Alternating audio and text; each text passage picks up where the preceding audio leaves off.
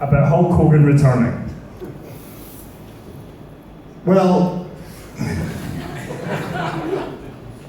to answer your question correctly, the only reason Hulk Hogan has been in the news is because of the sex tape he's done lately.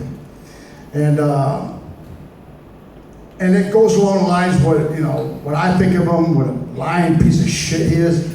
He tried to get me arrested last year at WrestleMania because he said I grabbed his wife, threatened to kill him, and thank God it happened in the airport because all the security cameras, because he actually went to the San Jose Police Department, and said I grabbed his wife, which is assault, and then he said I threatened to kill him, which is a terroristic threat.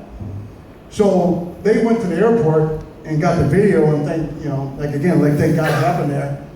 Otherwise, I could have been arrested, and that's serious time. I mean, that motherfucker tried to put me in jail. You know what I'm saying? So, and he had known that I was gonna beat his. He knew I let it be known I was gonna kick his ass. All right, because I fucking dogged his daughter and called her just a low life fucking scum whore. You know what I mean? I said the same thing about his wife, ex-wife, his son. I said everything I could do to piss him off because the first thing I wanted from him is he saw me, he wanted to fucking throw a punch at me. And then I was gonna rip that motherfucker in two. That was my thought process. I was gonna, you know what I mean? I knew what I wanted to do to him because he's a piece of shit. You know what I mean? So that's what I said, what I wanted to say, because you gotta realize, 1992, see, everything happens for a reason in my mind. You may think it's crazy. I don't, okay? I'm traveling with the Macho Man, Randy Savage, who I was very tight with, you know what I mean? He was a good guy. He was, like I said, he was a baseball player, athlete, made it to the minor leagues. So, we'd ride down the road together, we'd play gin, we'd play cards in the back, and we were both so competitive.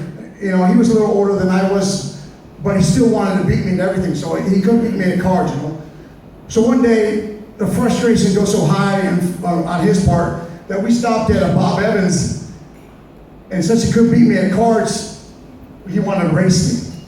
So we had a race, I ran him, I beat him running forward, So, and being a competitive guy that he was, all right, let's run backwards.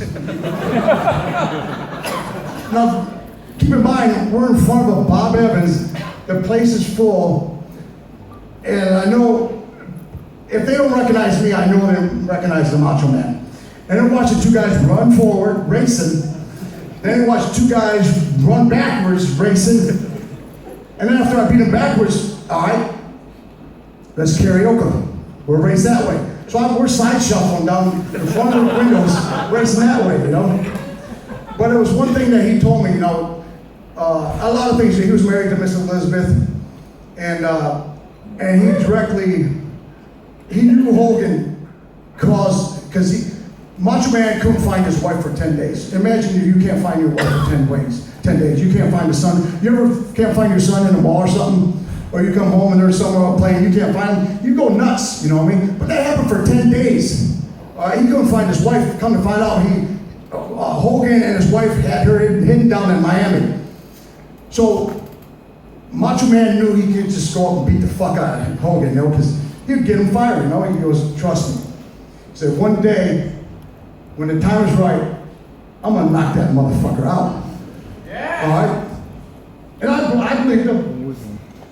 So it just so happened we're in New Jersey in the Meadowlands, all right? And none of you guys will know this, but you got an entrance to the locker rooms are in the front, but also they're all connected in the back, And it was almost like a movie, And they both came up to the doorway at the same time, and Macho Man was he dropped his bags. He looked Hogan in the eye, and it's like, let's go, motherfucker. Hogan, being the fucking cunt that he is, his tail went between his legs and he walked off. And I'm going, fuck you, motherfucker. Fuck. So anyways, no respect whatsoever. Because Macho was my friend. you know, I'm always loyal to my friends, you know. So you fucking disrespect you fucking disrespect me, you know. So that, and for him to say that, and then you know, obviously that, and all the backstab and all the, you know, the bullshit he ran down WCW, all this other shit.